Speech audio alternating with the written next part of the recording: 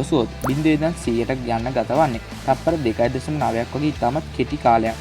මෙහිදී උපරිම වේගය පැයට කිලෝමීටර් 325ක්.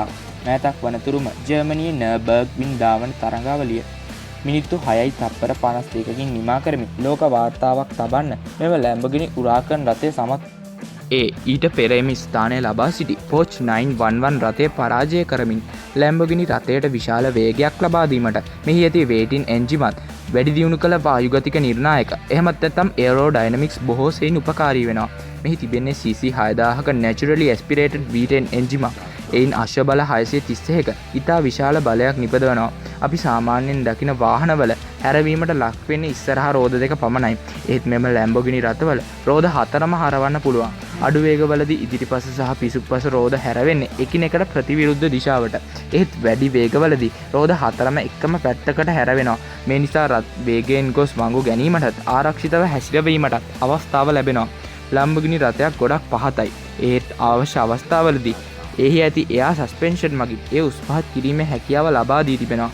ලැම්බෝගිනි වල ඇති ලැම්බෝගිනි සමාගම විසින්ම නිපදවන සුවිශේෂී ඩිස්ක් බ්‍රේක් වලින් මීටර් 32ක දුරකින් පැයට කිලෝමීටර් 100ක ඉඳන් බිඳුවටම නවත්තන්න පුළුවන්. සාමාන්‍ය ලැම්බෝගිනි වාහනවල තිබෙන්නේ උඩට එසවන අලංකාර බටර්ෆ්ලයි ඩෝර්ස්. උනත් ලැම්බෝගිනි උරාකන් කායකේ තිබෙන්නේ දෙපැත්තට හැරෙන සාමාන්‍ය දොරවල්. උරාකන් රථේ V12 එන්ජිමක් වෙනුවට V10 එන්ජිමක් තිබීමත් ඒවා නඩත්තුව වියදන් අධික වන නිසා උඩට ඇරෙන අලංකාර දොරවල් මෙහි දක්නට ලැබෙන්නේ නැහැ. ලැම්බෝගිනි රථයක ඇතුළත සාදා තිබෙන්නේ ජෙට් යානාවක හැඩහුරුකම යොදාගෙන සාපේක්ෂව කුඩා වීදුරු නිසා ඇතුළත ඉඳන් පිටත පෙනීම සාපේක්ෂව අඩුයි. පිටුපස එන්ජිම වසා තිබෙන කාබන් ෆයිබර් කවුළු මගින් පිටුපස දර්ශනය ආයවහිර කරනවා. ඒ නිසා ලැම්බෝගිනි රථයක් පිටුපස බැලීම, රිවර්ස් කිරීම, සියුම් තැන්වලින් පාක් කිරීම ඉතාමත් අපහසුයි. ලැම්බෝගිනි රථයක ඇතුළත යාමට ඉඩකඩ තිබෙන්නේ දෙදෙනෙකුට පමණයි. ඒ වගේම ඇතුළත ගෙන යා හැකි භාණ්ඩ සීමාවන අතර ඒ කුඩා පාසල් බෑගයක් පමණ වනවා. උරාකන් රථය පදවන්නේ සාමාන්‍ය පාරකද එහෙමත් නැත්නම් රේස් ට්‍රැක් එකකද යන්න සිලෙක්ට් කරන්න ඩ්‍රයිව් මෝඩ්ස් 3ක් තිබෙනවා. මේ සුක්කානම් පිටුපස තිබෙන ප්‍රධාන තිරය ඩ්‍රයිව් මෝඩ් එක අනුව වෙනස් කර හැකි වෙනවා. එහි ස්පීඩෝමීටරයකට අමතරව තොරතුරු රැසක් දැක්වෙනවා. අප දන්නා ඕනෑම වාහනයක වයිපර් සහ සිග්නල් ලයිට් තිබෙන්නේ සුක්කානමට පහලින් කුඩා ලීවර විදියට. ඒත් ලැම්බෝගිනි වල මේවා බටන්ස් විදියට සුක්කානමේ මල්ටි ෆන්ක්ෂන්ස් ඔප්ෂන් විදියට තියෙනවා. මෙන්න මේ හේතුව නිසාම පළමු අවස්ථාවේදී මේවා ක්‍රියාත්මක කිරීමට කෙනෙකුට අපහසු වන්න පුළුවන්. මේවා සාම්ප්‍රදායික ස්ථානින් මාරු කරලා තියෙන්නේ ස්ටියරින් ගියර් පැඩල්ස් වලට ලොකු ඉඩක් වෙන් කර දෙන්න. එමගින්ම ඉතා පහසුවෙන් ගියර් මාරු කිරීමට ඉඩ ලබා දී තිබෙනවා.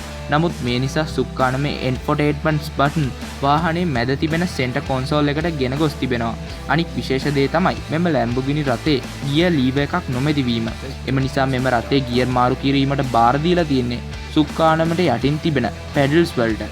වෙනත් වාහනවලට පැඩල් ෂිෆ්ටර්ස් අමතර අංගයක් ලෙස සවි වුණත් ලැම්බෝගිනි රථවල ගියර් මාරු කිරීමට පැඩල් ෂිෆ්ටර්ස් අනිවාර්ය වෙනවා.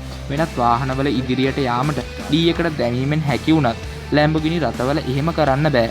ඒ වෙනුවට ලැම්බෝගිනි වල රිවර්ස්, පාක්, මැනුවල් ලෙස ඩ්‍රයිව් ඔප්ෂන් 3ක් තිබෙනවා. ඉදිරියට යන්න අවශ්‍ය නම් මැනුවල් බටන් එක ප්‍රෙස් කරලා සුක්කානමට දකුණෙන් ඇති පැඩල් එක ඇදිය යුතු වනවා. නමුත් හදිස්සියෙන් සිග්නල් එකට හෝ වයිපර් එකට රැවටිලා පැඩල් එක ඇද්දොත් වාහනේ එකපාරට රේස් වෙලා අනතුරක් වෙන්නත් පුළුවන්. ලැම්බෝගිනි වල තියෙන ඩුවල් කැමරා ටෙලිමෙට්‍රි සිස්ටම් යන තාක්ෂණය මගින් ඇතුලේ සිට හෝ පිටතින් වීඩියෝ ගත කරන්න පුළුවන්. ටච් ස්ක්‍රීන් එකක් සහිත මෙහි ඉන්ෆෝටේන්මන්ට් සිස්ටම් එක බොහෝ දුරට ස්මාර්ට්ෆෝන් එකකට බොහෝ සෙයින් සමාන වන බව ලැම්බෝගිනි සමාගම සඳහන් කරනවා. ලැම්බෝගිනි වල සෙන්ටර් කොන්සෝල් එකේ එය පනගන්වන ජෙට් එකක ආකාරයට නිර්මාණය වූ ස්ටාර්ට් ස්ටොප් බටන් එක තිබෙනවා. ඒ ලැම්බෝගිනි වාහනවල අනන්‍යතාවයක් ලෙසට සැලකෙනවා. ලැම්බෝගිනි වල තිබෙන ආසන ප්‍රධාන වශයෙන් නිපදවලා තිබෙන්නේ කාබන් ෆයිබර් භාවිතා කරලා. මේ නිසා සාමාන්‍ය වාහනයක තිබෙන සැප පහසුව ලැම්බෝගිනි වලින් බලාපොරොත්තු වෙන්න බෑ. වාහනවල තිබෙන තදම සීට් ඇත්තේ ලැම්බෝගිනි තුල බවත් ඒ වයින් ඇතැම් පුද්ගලයන්ගේ ඇඟපත සීරෙන බවත් සඳහන් වෙනවා. මේ අලුත්ම ලැම්බෝගිනි වල තියෙන වැඩි දියුණු කළ ඒරෝඩයිනමික්ස් මගින් වාහනයේ සුළඟ කපාගෙන ඉදිරියට යාමටත් හොඳින් පොළවට අල්ලාගෙන සිටීමටත් උපකාරී. මෙහි ඇති පරිගණකයක් මගින් වේගය අනුව ස්පොයිලර් වල ආනතිය වෙනස් කිරීමට කටයුතු කරනවා. පැරණි ලැම්බෝගිනි රථවලට වඩා අලුත් උරාකන් රථය කිලෝග්‍රෑම් 40ක් සැහැල්ලුයි. එහි බඳ කොටස ඇලුමිනියම් මිශ්‍ර ලෝහයකින් සකසා තිබීම නිසායි. ලැම්බෝගිනි රථයකට පෙට්‍රල් ලීටරයකට කිලෝමීටර් 5-6 අතර ප්‍රමාණයක් යා හැකි. ඒ සඳහා වාහනේ සැහැල්ලු බවත් direct and indirect fuel injection තාක්ෂණයත් එන්ජින් අයිඩියල් ස්ටාර්ට් ස්ටොප් තාක්ෂණයත් වැදගත් වෙනවා. වාහනය ට්‍රැෆික් ලයිට් වල වගේ නැවැත්තුවහම එන්ජිම ස්වයංක්‍රීයව ක්‍රියා විරහිත වීමත් නැවත ඇක්සලරේටරේ පෑගූ සැනින් විතත්පර ගණනක් ඇතුළත නැවත පණ ගැන්වීමත් සිදුවනවා. මේ යම් කෙනෙක් මෙම තාක්ෂණයට අකමැති නම් එය අක්‍රිය කිරීමටත් අවස්ථාව ලබා දී තිබෙනවා. ලැම්බෝගිනි රථයක් ඉතාමත් මිලෙන් අධිකයි. ඉතින් දැන් අපි මෙම මිල අධිකත්වයට හේතු වෙන කරුණු සොයා බලමු. ලැම්බෝගිනි රථ නිපද වෙන්නේ ඉතාමත් සීමිත ගණනක්. ඒ සඳහා භාවිතා කරන්නේ ඉතාමත් උසස් තත්ත්වයේ අමුද්‍රව්‍ය. වෙනත් වාහන නිපදවීමේදී රොබෝ තාක්ෂණය යොදාගත්තත් ලැම්බෝගිනි රථ නිපදවීමට රොබෝ තාක්ෂණය යොදාගන්නේ ඉතාමත් අල්ප වශයෙන්. කොටින්ම කිව්වොත් ලැම්බෝගිනි රථ නිපද වෙන්නේ මිනිස්සුන්. තවද ලැම්බෝගිනි කියන මෙම ඉතාලි සන්නාමය නිසාත් මෙහි මිල තවත් ඉහළ යනවා. දැනට වැඩිපුරම නිපදවා ඇත්තේ ලැම්බෝගිනි ගලරාඩෝ රථයයි. වසර 10ක කාලයක් තුලදී 14,000ක් පමණ තමයි එය නිපදවා තිබුණේ. ඒ අනුව දවසකට නිපදවා ඇති මෝටර් රථ සංඛ්‍යාව දල වශයෙන් 7ක් පමණයි. නමුත් ටොයෝටා වගේ වාහනයක් වසරකට ලක්ෂයක් නිෂ්පාදනය කරනවා. සෑම ලැම්බෝගිනි රථයක් නිෂ්පාදනය වෙන්නේ එහි ඉතාලියේ පවතින මව් සමාගම තුලයි. ටොයෝටා නිසාන් වගේ සමාගම් සතුව රටවල් ගණනාවක අනු සමාගම් තිබ්බත් ලැම්බෝගිනි සාදන්නේ ඉතාලියේ එකම කර්මාන්ත ශාලාවක් තුලයි. නමුත් ඔවුන් සතුව ලෝපුරා ලැම්බෝගිනි අලෙවිසැල් 130ක් පමණ තිබෙනවා. ලැම්බෝගිනි වාහනයක් භාවිතයේ වියදම් අධික ක්‍රියාවලියක්. මිලෙන් අධික එන්ජින් ඔයිල් වර්ග දැමීමට සිදුවන නිසාත් එක ඔයිල් චේන්ජ් එකකට රුපියල් ලක්ෂ කීපයක් වියදම් වනවා. ස්පාර්ක් ප්ලග් එකක් වගේ දෙයක් ලක්ෂ 10ක් පමණ වෙනවා. මෙහි ටයර් සෙට් එක මාරු කිරීමට පවා රුපියල් ලක්ෂ 20ක් පමණ වැය වෙනවා. ලැම්බෝගිනි රථයක් කෙතරම් වේගවත් වුණත් අති දැවැන්ත බලයක් නිපදවන්න පුළුවන් එන්ජිමක් තිබුණත් කිසිම එන්ජිමක් නොමැතිව බැටරියෙන් පමණක් ධාවනය වන ටෙස්ලා වාහනයක් නම් පැරැද්දීමට නොහැකි වී තිබෙනවා.